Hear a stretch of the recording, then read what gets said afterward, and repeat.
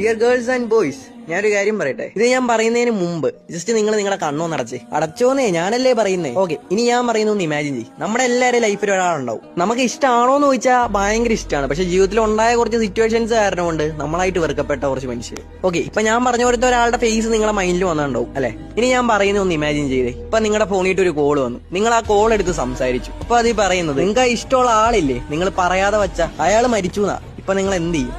വേറെ ഒന്നും ചെയ്യാനില്ല, കുറെ മെമ്മറീസ് ഓർത്ത് കരയുമായിരിക്കും അല്ലെ. എന്റെ പൊന്നു പിള്ളേരെ, നമ്മുടെ ഈ ലൈഫ് എന്ന് പറഞ്ഞാൽ ഒന്ന് അകത്തേക്ക് എടുത്ത ശ്വാസം പുറത്തേക്ക് വിടാൻ പറ്റിയില്ലെങ്കിൽ തീരാവുന്നുള്ളൂ. എടാ, നമ്മൾ ഇന്ന് അവരുടെ അടുത്ത് ഈ ദേഷ്യമൊക്കെ പിടിച്ചിരുന്ന് നാളെ അവർ ഈ ലോകത്തുനിന്ന് അങ്ങ് ഇല്ലാതാവും. നമ്മൾ എത്ര കരഞ്ഞിട്ടും കാര്യം ഉണ്ടാവില്ല. നമുക്ക് ആപ്പാടെ പറ്റുന്നത് കരയാൻ മാത്രം അല്ലെ. തെറ്റു പറ്റാത്തായിട്ട് ആരും ഉണ്ടാവില്ല. എനിക്കറിയാം നീ ഒരുപാട് ചാൻസ് കൊടുത്താണ്. പക്ഷേ ഒരുപക്ഷെ നമ്മളൊന്ന് അയാളുടെ ഭാഗത്ത് നിന്ന് ചിന്തിച്ചാൽ തീരാവുന്ന പ്രശ്നമുള്ളൂ. സത്യം പറഞ്ഞാൽ നീ കേട്ടിട്ടില്ലേ, കണ്ണുള്ളപ്പോ കണ്ണിന്റെ വില എന്താണെന്ന് നമ്മൾ തിരിച്ചറിയില്ല. അതുപോലെ തന്നെയാണ് ആ ഒരാള് നമ്മുടെ കൂടെ ഉള്ളപ്പോ അയാളുടെ വില എന്താണെന്ന് നമ്മൾ അറിയില്ല. അത് അറിയണമെങ്കിൽ ഒരിക്കലും തിരിച്ചു കിട്ടാത്ത രീതിക്ക് അത് നഷ്ടപ്പെടും. നിന്റെ കണ്ണീരായിരിക്കും അയാളുടെ വില. സോ ചിലതൊക്കെ എന്നേക്കായിട്ട് നഷ്ടപ്പെടുന്നതിന് മുമ്പ് തിരിച്ചു പിടിക്കാൻ നോക്കും. ബൈ ലൈക്ക് അടിക്കാനും ഫോളോ ചെയ്യാനും മറന്നേക്കല്ലേ.